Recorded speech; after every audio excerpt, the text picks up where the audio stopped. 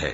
جو لوگ اللہ سے اور اس کے پیغمبروں سے کفر کرتے ہیں اور اللہ اور اس کے پیغمبروں میں فرق کرنا چاہتے ہیں اور کہتے ہیں کہ ہم بعض کو مانتے ہیں اور بعض کو نہیں مانتے،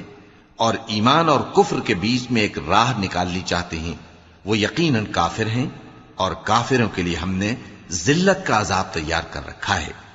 اور جو لوگ اللہ اور اس کے پیغمبروں پر ایمان لائے اور ان میں سے کسی میں فرق نہ کیا، یعنی سب کو مانا، ایسے لوگوں کو وہ ان قریب ان کی نیکیوں کے صلے عطا فرمائے گا، اور اللہ بخشنے والا ہے، بڑا مہربان ہے۔ اے پیغمبر، اہل کتاب تم سے درخواست کرتے ہیں کہ تم ان پر ایک لکھی ہوئی کتاب آسمان سے اتار لاؤ،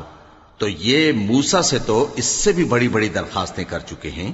ان سے کہتے تھے ہمیں اللہ کو ظاہر یعنی آمنے سامنے دکھا دو، سو ان کے گناہ کی وجہ سے ان کو بجلی نے آ پکڑا، پھر کھلی نشانیاں آ جانے کے بعد